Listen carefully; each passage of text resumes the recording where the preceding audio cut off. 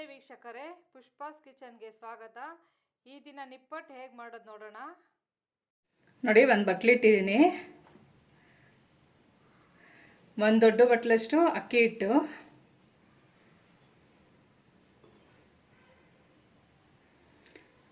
ಅದೇ ಬಟ್ಲಲ್ಲಿ ಅರ್ಧ ಮೈದಾ ಹಿಟ್ಟು,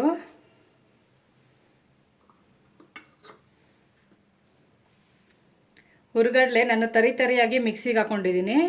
ಇದೇ ರೀತಿ ಹಾಕ್ಕೊಬೇಕು. ಅದು ಅರ್ಧ ಕಪ್ಪು. ನಾವು ಯಾವ ಕಪ್ ತೊಗೊಂಡಿರ್ತೀವೋ ಅದರಲ್ಲೇ ಮೆಷರ್ಮೆಂಟು. ಇದು ಕಡಲೆಕಾಯಿ ಬೀಜ ಹುರಿದ್ಬಿಟ್ಟು ಇದನ್ನು ರಫಾಗಿ ಪುಡಿ ಮಾಡ್ಕೊಂಡಿರೋದು. ಇದು ಹಾಕ್ಕೊಳ್ಳೋಣ.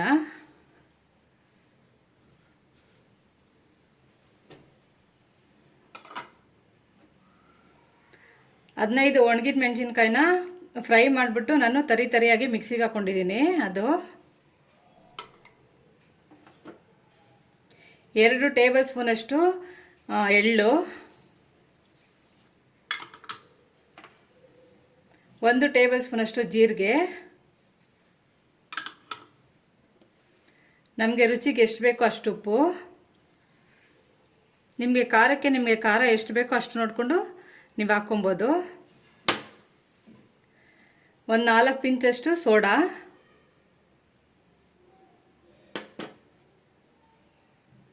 2 ಟೇಬಲ್ ಸ್ಪೂನಷ್ಟು ಎಣ್ಣೆ.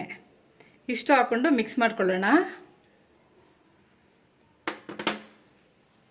ಚೆನ್ನಾಗಿ ಮಿಕ್ಸ್ ಮಾಡ್ಕೊಬೇಕು.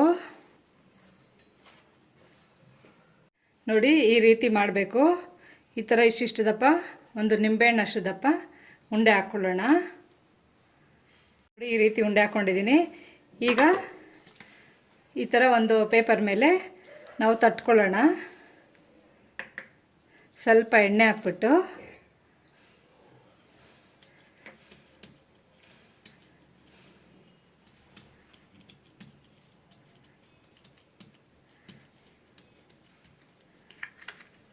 ನೋಡಿ, ಇಷ್ಟು ದಪ್ಪ ಇರಬೇಕು.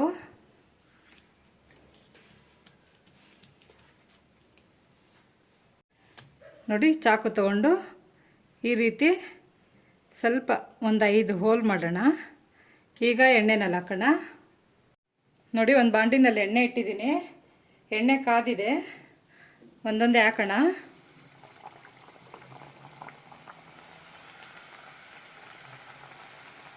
ಒಂದು ಮೇಲೆ ಬಂದಮೇಲೆ ಒಂದು ಹಾಕಬೇಕು.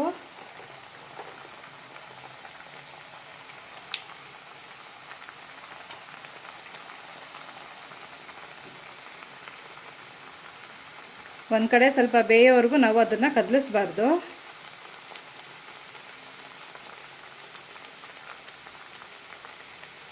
ಇದು ಮೀಡಿಯಮ್ ಫ್ಲೇಮಲ್ಲೇ ನಾವು ಬೇಯಿಸ್ಕೊಬೇಕು.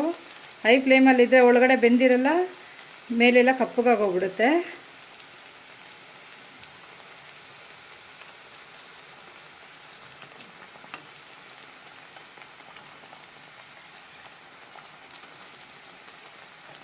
ಈ ರೀತಿ ಮಾಡಿದ್ರೆ ತುಂಬಾ ಚೆನ್ನಾಗಿರುತ್ತೆ.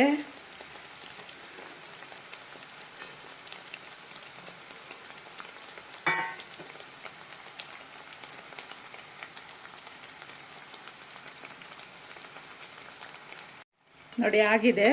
ಇಷ್ಟು ಬೆಂದರೆ ಸಾಕು. ಒಂದು ಪ್ಲೇಟ್ಗೆ ಹಾಕ್ಕೊಳ್ಳೋಣ.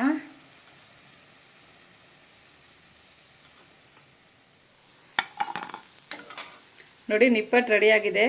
ಈ ವಿಡಿಯೋ ನಿಮಗೆ ಇಷ್ಟ ಆದಲ್ಲಿ ಲೈಕ್ ಮಾಡಿ, ಶೇರ್ ಮಾಡಿ, ಸಬ್ಸ್ಕ್ರೈಬ್ ಮಾಡಿ. Thank you.